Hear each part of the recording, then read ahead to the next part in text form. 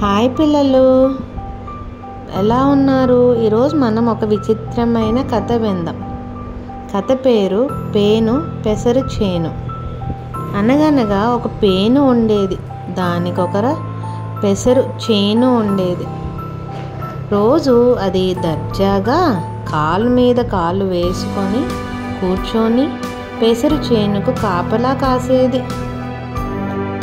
విరగ కాసిన చేనును చూసుకుంటూ ఆనందంగా పాటలు పాడుతూ ఉండేది. ఒకసారి ఆ ఊరికి రాజు అంటూ వచ్చాడు. అతను ఏనికులతో పెసరి చేనును చిత్తడిగా తొక్కేశారు. తను చేను నాశనం అవ్వటం చూసి పేను చాలా ఏడ్చింది. రాజుకు ఎలాగైనా బుద్ధి చెప్పాలనుకుంది. మిగిలిన పెసలను కోసి రుబ్బి అది చాలా రుచికరమైనగా పెసరట్టు వేసింది. ఆ పెసరట్లు మూట కట్టుకొని రాజు దగ్గరికి బయలుదేరింది. అన్ని పెసరట్లు కమ్మగా గుమ్మగుమ్మలాడుతుంటే ఆ వాసనకి నోరూరి సింహం ఒకటి పేను దగ్గరికి వచ్చి, నేను కూడా నీతో పాటు వస్తాను, నీకు ఏ సాయం కావాలంటే ఆ సాయం చేస్తాను, పెసరట్లు నాకు కొని పెడతావా అని అడిగింది సింహం. సరే అంది పేను. సింహానికి పెసరట్లు పెట్టింది. ఆ తర్వాత పేను సింహం అవి రెండు కలిసి వెళ్తూ ఉంటే ఈసారి ఒక పాము ఎదురైంది.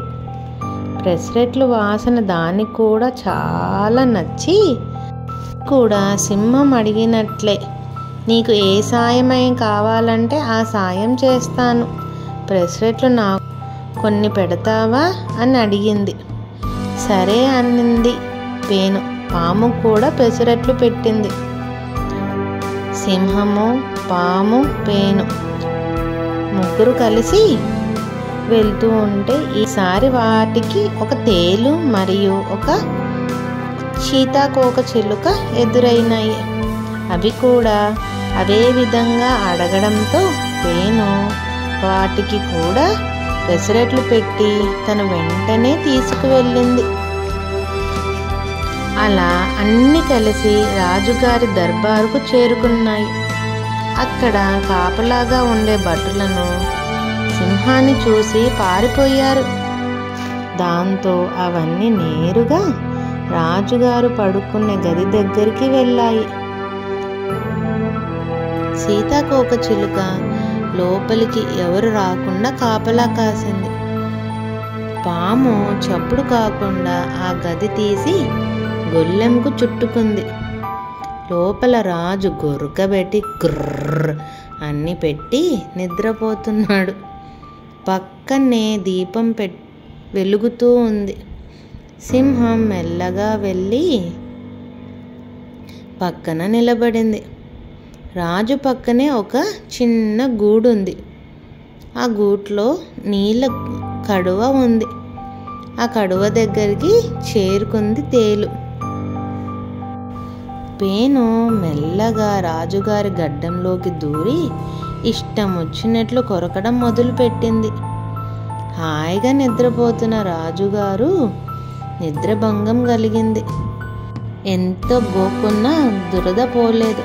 చివరికి చిరాకుగా లేచి కూర్చున్నాడు. అయిన పేను తన దారిన తాను కొరుకుతూనే ఉంది.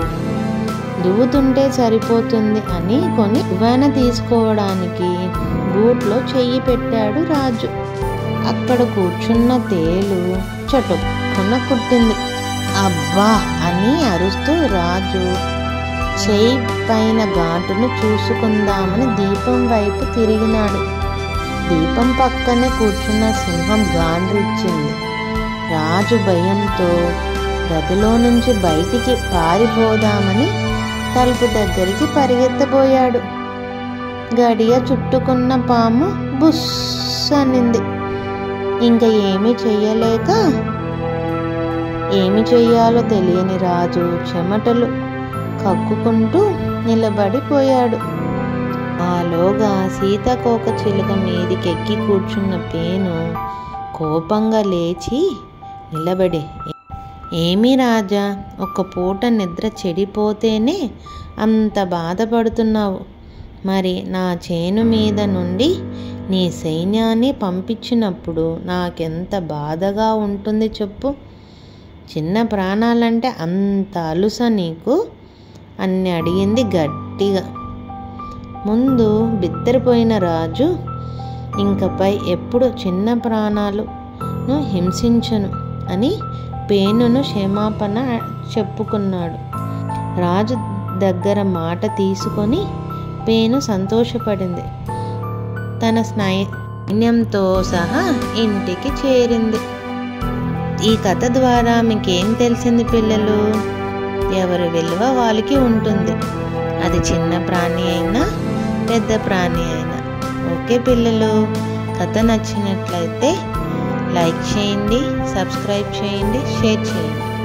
బాయ్, ధన్యవాదాలు.